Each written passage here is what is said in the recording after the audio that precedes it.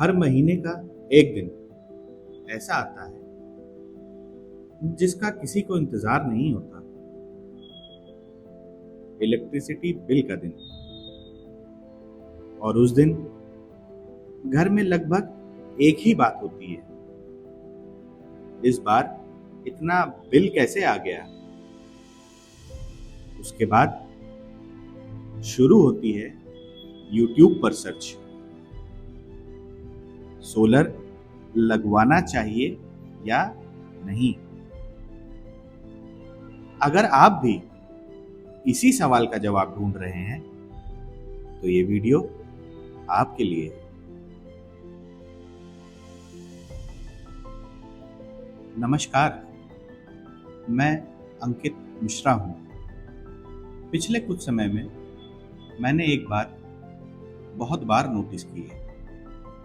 लोग सोलर खरीदने से पहले सोलर को समझना चाहते हैं। और सच कहूं, ये बिल्कुल सही अप्रोच है। इसी सोच के साथ हमने शुरू किया है सोलर बाय इंफ्राराइज, एक ऐसा प्लेटफॉर्म जहां हर वीडियो का सिर्फ एक ही ऑब्जेक्टिव है, आपको सही और ईमानदार जानकारी देना, ताकि आप बिना किसी कंफ्यूजन के अपने घर के लिए सही डिसीजन ले सकें। क्योंकि हमारा मिशन सिर्फ सोलर लगवाना नहीं, हमारा मिशन है बी एनर्जी इंडिपेंडेंट। सबसे पहले एक प्रॉमिस, मैं आपको बिना समझे कभी सोलर लगवाने की सलाह नहीं दूंगा। और अगर मुझे लगेगा कि सोलर आपके लिए सही ऑप्शन नहीं है तो मैं आपको मना भी करूंगा। क्योंकि मेरा काम सिर्फ सोलर सिस्टम इंस्टॉल करना नहीं है, मेरा काम है आपको सही डिसीजन लेने में मदद करना। और इसी वजह से इस चैनल पर आपको सिर्फ सोलर के फायदे ही नहीं, बल्कि वो सिचुएशंस भी बताऊंगा जहां सोलर लगवाना सही डिसीजन नहीं होता। कुछ दिन पहले मेरे ऑफिस में एक जेंटलमैन आए। उनके हाथ में एक इलेक्ट्रिसिटी बिल था और चेहरे पे कंफ्यूजन। बैठते ही उन्होंने मुझसे सिर्फ एक सवाल पूछा, सर सब लोग सोलर लगवाने की सलाह दे रहे हैं, लेकिन मुझे समझ नहीं आ रहा, क्या मुझे वाकई सोलर लगवाना चाहिए। तो मैंने उनसे पहला सवाल पूछा, आपका मंथली इलेक्ट्रिसिटी बिल कितना आता है। उन्होंने झट से कहा, लगभग 2500 के आसपास। तो फिर मैंने उनसे पूछा, घर अपना है या रेंटेड।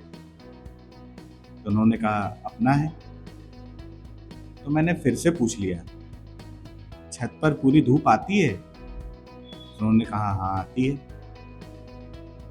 उसके बाद मैंने उनसे एक ही बात कही, सोलर सिस्टम की कंपनी बाद में डिसाइड करेंगे, पहले ये डिसाइड करते हैं कि सोलर आपके लिए सही भी है या नहीं।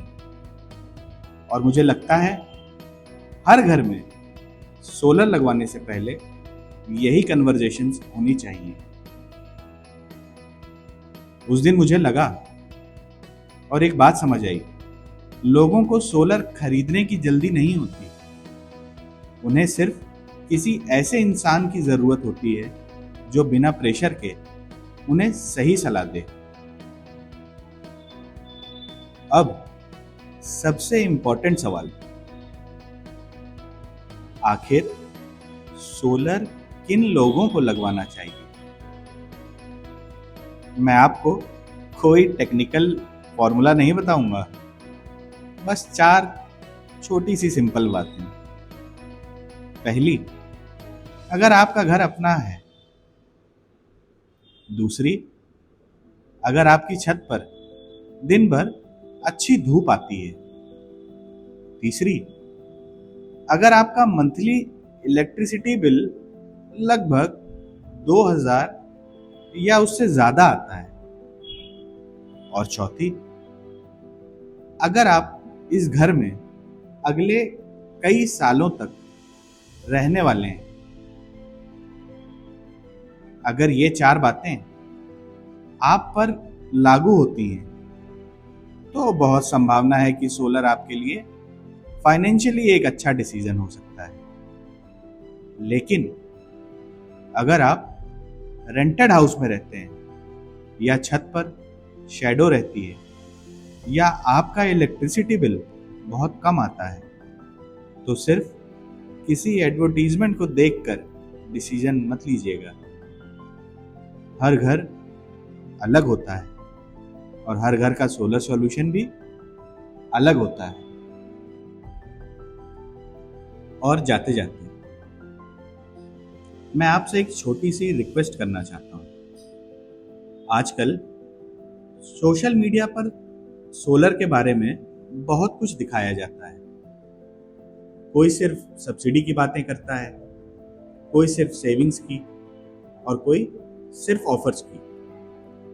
लेकिन बहुत कम लोग एक बात बताते हैं कि सोलर एक प्रोडक्ट नहीं, एक लॉन्ग टर्म डिसीजन है। और हर लॉन्ग टर्म डिसीजन की तरह इसमें भी सबसे पहले सही जानकारी होनी चाहिए। पैनल की कंपनी डिसाइड करने से पहले अपने घर को समझिए, अपनी इलेक्ट्रिसिटी कंजम्पशन को समझिए, अपनी फ्यूचर रिक्वायरमेंट्स को समझिए और उसके बाद सिस्टम चूज कीजिए। इसी चैनल पर हम बिना टेक्निकल जागरण के स्टेप बाय स्टेप बात करेंगे और समझेंगे 3 किलोवाट, 5 किलोवाट, 8 किलोवाट, 10 किलोवाट में क्या डिफरेंस है। On grid, hybrid, of grid में क्या फर्क है। लोन कैसे मिलता है, सब्सिडी का क्या प्रोसेस है और सबसे इंपॉर्टेंट, कैसे आप अपने घर के लिए सही सोलर सिस्टम चूज कर सकते हैं। अगर आज की वीडियो देखने के बाद आपका एक भी कंफ्यूजन कम हुआ है तो मुझे लगता है इस चैनल का पहला ऑब्जेक्टिव पूरा हो गया है। मैं हर वीडियो में कोशिश करूंगा कि आपको सिर्फ इंफॉर्मेशन नहीं बल्कि क्लैरिटी मिले। अगर आपको लगता है कि ऐसी ऑनेस्ट इंफॉर्मेशन और लोगों तक पहुंचनी चाहिए तो इस वीडियो को उन लोगों के साथ ज़रूर शेयर कीजिएगा जो सोलर लगवाने की प्लानिंग कर रहे हैं। मैं अंकित मिश्रा आपसे फिर मिलूंगा एक नए टॉपिक के साथ। तब तक बी एनर्जी इंडिपेंडेंट।